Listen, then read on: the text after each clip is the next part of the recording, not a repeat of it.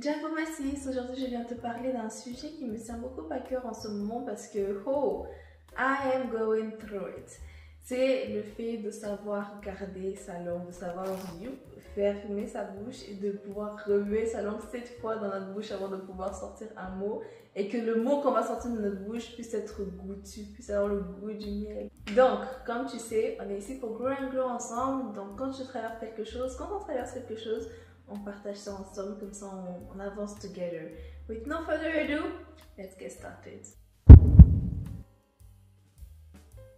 Alors j'ai plein de versets ici qui parlent de la langue, du fait de parler. En fait quand je dis la langue, ça veut dire le fait de dire des choses qui ne sont pas bonnes. Le fait de parler, c'est le fait de parler quoi. Le premier qui me... et j'en ai lire plusieurs, hein. Mais le premier déjà qui me... c'est Proverbe 10:31. Je lis par la gloire de Dieu. La bouche du juste produit la sagesse, mais la langue perverse sera retranchée. Je commence bien.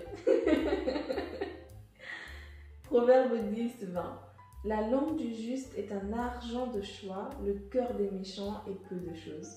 Ce qui est intéressant dans ce verset, c'est le fait qu'il y ait le contraste entre la langue du juste et le cœur des méchants. Ça veut dire que la langue du juste, donc la langue de celui qui dit des bons mots, la langue de celui qui sait bien parler, la langue de bien parler, c'est-à-dire qui... c'est pas un bon parleur, hein, c'est quelqu'un qui n'utilise pas en fait sa bouche, ses propos pour blesser quelqu'un, pour en fait anéantir, rabaisser son prochain. Et ici, la Bible dit, est en train de comparer en fait le cœur, enfin la langue de cette personne-là au cœur des personnes méchantes, en fait. Et celui que l'on connaît, je pense toutes, c'est Proverbe 18:21. La mort et la vie sont au pouvoir de la langue. Quiconque l'aime en mangera les fruits. Proverbe 16:1. Les projets que forme le cœur dépendent de l'homme, mais la réponse que donne la bouche vient de l'Éternel. Oh, c'est trop beau.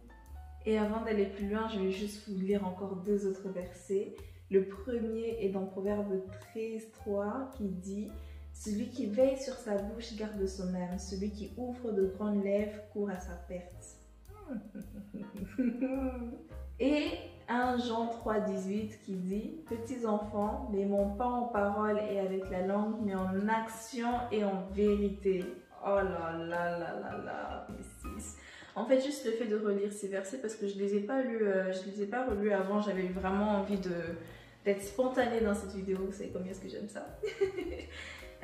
Juste le fait de relire ces versets me montre combien est-ce que c'est un travail quotidien, c'est un travail que l'on doit faire chaque jour, de pouvoir faire attention à ce que l'on dit, parce que vraiment la vie et la mort se trouvent au bout de ce petit organe, enfin ce grand organe du coup. Et en vérité c'est pas facile. Pourquoi est-ce que je viens vous parler de ça aujourd'hui? Parce que comme vous le savez, j'ai fait une fausse couche, enfin si vous le savez, peut-être que vous le savez pas, j'ai fait une fausse couche il y a quelques mois et j'ai eu une forte chute d'hormones. Honnêtement, je suis vraiment trop honnête avec vous, mes six. Vous voyez comment je me dévoile?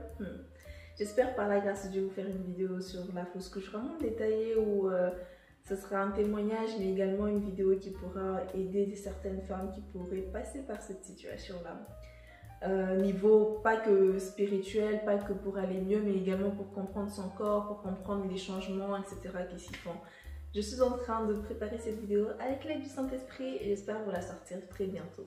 Bref, j'étais en train de dire, après ma fausse couche, j'ai eu justement une chute d'hormones. Hey, non. Et ensuite, c'était les montagnes russes. Du coup, vous savez, déjà en période normale, quand on a la fausse couche, etc., on traverse justement, nous, les femmes avec notre cycle, vraiment des périodes où on est comme ça.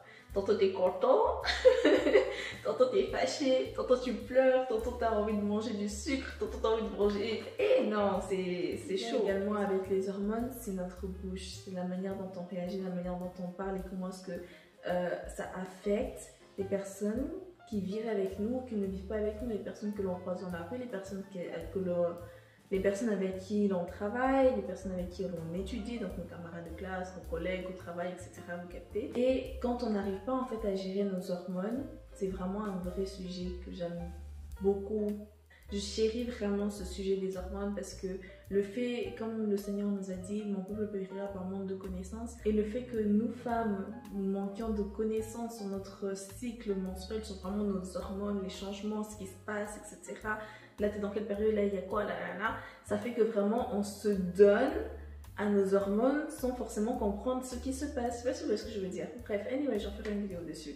Là, je vais juste parler vraiment de comment est-ce que de l'une des conséquences en fait de ça, mais même sans ça, hein, parce que les hommes ne passent pas forcément par ça, mais eux aussi doivent faire gaffe avec leur langue en fait, c'est ce qu'ils disent. Bref, quand on traverse en fait ces situations-là de baisse d'hormones, d'augmentation, de machin, de transition, vous captez, c'est assez compliqué de gérer tout ça, c'est assez compliqué parce qu'on est très impatiente, on est très impulsive, etc. Moi en tout cas ça a été mon cas. Moi ça a été mon cas et du coup on ne sort pas forcément des paroles qui bénissent. Pourtant dans notre bouche ne peuvent pas sortir des propos qui louent le Seigneur et des propos qui maudissent notre prochain. Et maudire ne veut pas forcément dire oui t'insultes quelqu'un et t'es là en mode ouais toi t'as une grosse tête là. Non, c'est aussi mal répondre, c'est aussi ok, tu vois ce que je veux dire, c'est pas que genre tu maudis quelqu'un en répondant mal, mais que t'es pas en train de faire du bien à son cœur, t'es pas en train de faire du bien à votre relation, t'es pas en train en fait de pousser cette personne à... Enfin, cette personne à qui tu parles, à justement être dans la joie, dans la paix de Dieu. Et pourtant, entre chrétiens, on doit justement se pousser, entre chrétiens et même entre non-chrétiens, nous étant la lumière du monde, on doit justement être cette lumière. Et pour ça, il faut que que justement, quand on ouvre notre bouche, que l'on tourne notre langue 7 fois et qu'on dise, ok Seigneur, ce qui va sortir là, que ça peut juste être ta parole. Et mes sis, je sais combien c'est pas facile parce que moi-même, je suis une sis, moi-même, I know what it is, mais on doit tellement faire un effort de pouvoir laisser le Seigneur nous travailler dans ça, nous façonner et nous-mêmes également faire notre part. Parce que c'est bien pour le dire à Dieu, ouais Seigneur, façonne-moi, j'ai vu, ouais, t'as vu Seigneur, j'arrive pas trop à bien parler, hein, c'est vrai, je suis trop impulsive. Et puis le truc impulsif, on peut plus entendre parler de ça, non, c'est un mauvais caractère, donc il faut bien répondre, il faut bien apprendre à répondre aux gens. Du coup, juste dire à Dieu, je suis en train de dire, t'es là, je dis, ouais Seigneur, façonne-moi, et puis le Seigneur veut te façonner, mais tu ne laisses pas Dieu te façonner. Du coup, et même quand Dieu te façonne et que tu te retrouves face à un challenge, bah, tu ne fais pas justement le choix de continuer à...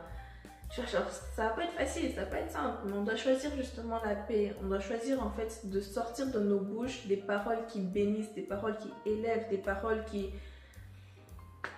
propulsent en fait. Des paroles qui propulsent. Nos mots doivent être doux, comme le miel, comme le lait et le miel. Il y a ce verset également que j'aime bien qui dit, c'est dans Proverbe 10, au verset 19. Celui qui parle beaucoup ne manque pas de péché, mais celui qui retient ses lèvres est un homme prudent.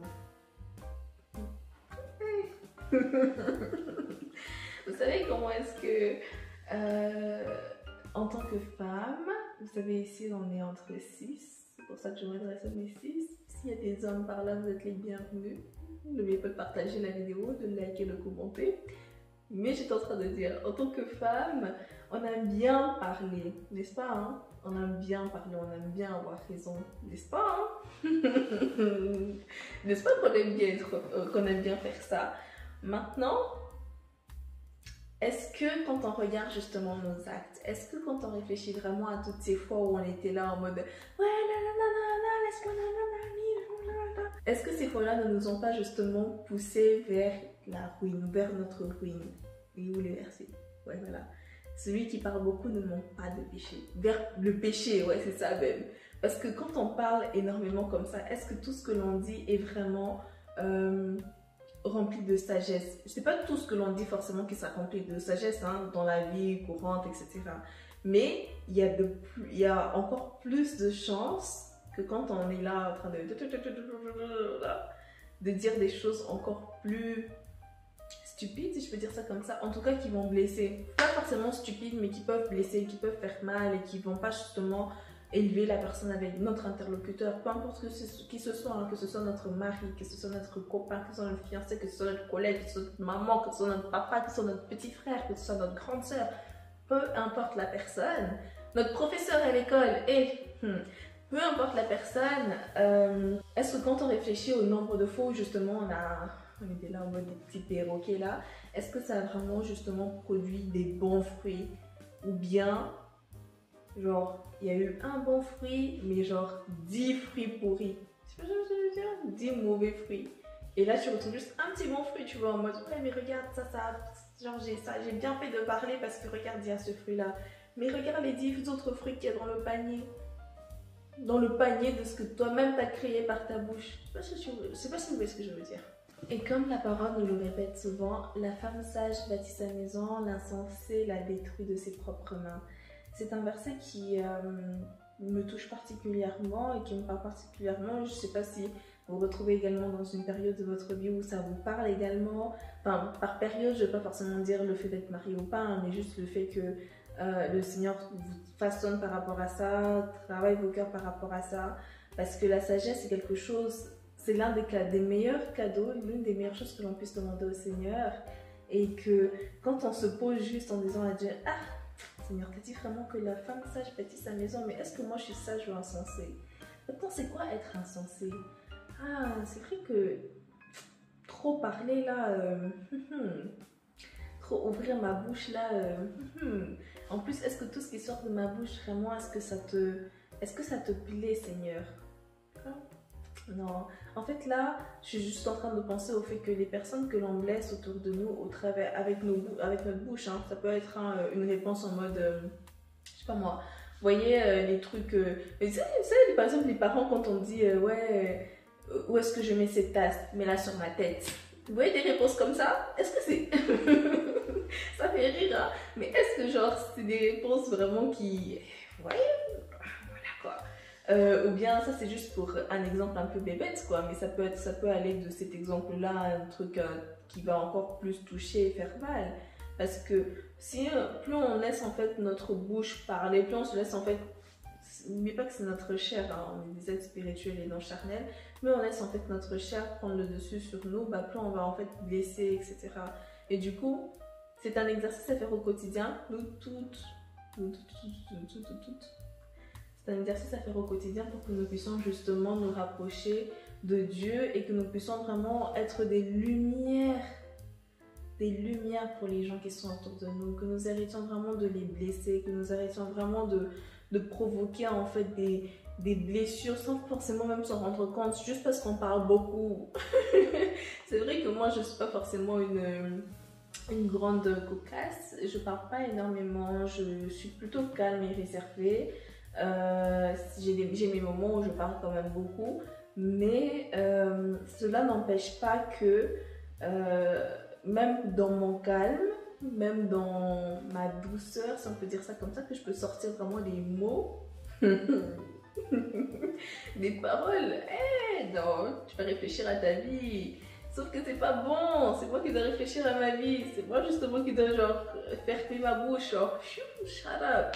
Ce que je veux dire par là, c'est que c'est pas seulement les personnes que l'on voit tout le temps parler, tout le temps, ne jamais se taire, etc., qui sont concernées par ce message. C'est également nous les filles calmes.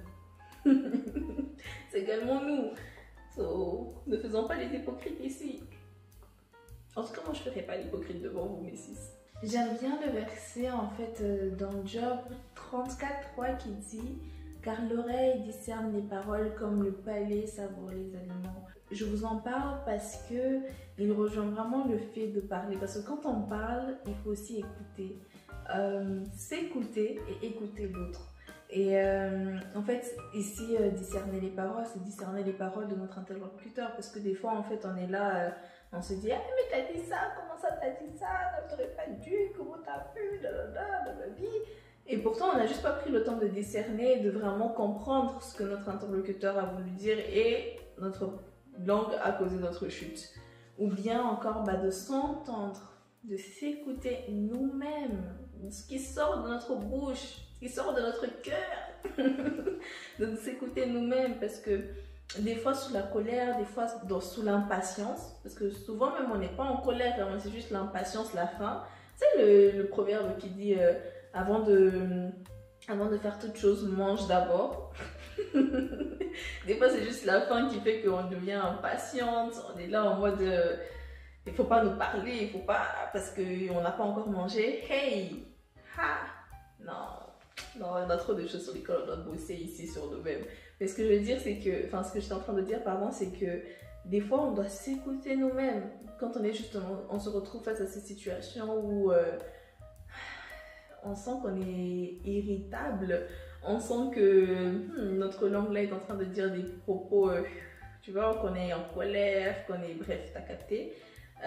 Pendant ces moments-là, je pense que l'un des exercices que l'on devrait essayer de faire, c'est de justement s'écouter nous-mêmes, de se dire, donc qu'est-ce que je viens de dire là? Est-ce que c'est bon? Non, ok, c'est pas bon. Et du coup, dire à Dieu, Seigneur, aide-moi à demander pardon, s'il te plaît, genre façonne-moi, là que j'arrive à demander pardon, c'est pas facile, mais aide-moi là tout de suite. Et ça, c'est pas facile hein, de demander pardon tout de suite, surtout quand on est encore impatient, sous la colère, sous l'irritation. Et si c'est pas tout de suite, c'est genre plus tard, de quand même manifester du coup le pardon, c'est pas juste ouais j'ai changé de comportement, c'est bon j'ai mangé, je vais mieux. Non, d'aller aussi demander pardon parce que on a hérité. Et le fait de s'écouter permet également de se stopper, de s'arrêter. Parce que des fois, genre, avant même que les propos ne sortent de ta bouche, c'est déjà passé par ton cerveau. En mode, genre, vous savez, genre, des fois, ça sort du cœur et ensuite, ça fait juste ça. Ce que je dis, ça n'a pas de sens, hein, mais c'est juste pour illustrer mes propos. Du coup, genre, ça sort du cœur, ta pensée, genre, elle est là, elle sort du cœur, elle fait you, et ça sort de ta bouche directement. Et d'autres fois, ça fait... C'est dans ton cœur, ça va dans ton cerveau, ça marine un peu et puis ça va sortir. Hey, quand ça passe par le cerveau là, c'est justement le moment de faire stop, de dire hey, niet, tu vas pas traverser en fait ma bouche, tu vas pas en fait, non ça c'est dangereux, je vais pas dire ça. Pourquoi est-ce que je vais en fait rabaisser mon ami? Pourquoi est-ce que je vais en fait donner cette réponse là? Parce que non. Et c'est vraiment dans tous les aspects, hein. J'aimerais vraiment insister sur le fait que c'est dans tous les aspects, c'est pas forcément dans des réponses en mode où tu sais que tu as vraiment blessé quelqu'un, hein, où tu as insulté, etc. D'ailleurs, insulter, je sais pas si vous connaissez ce verset qui dit celui qui insulte son frère, c'est comme s'il l'avait déjà tué.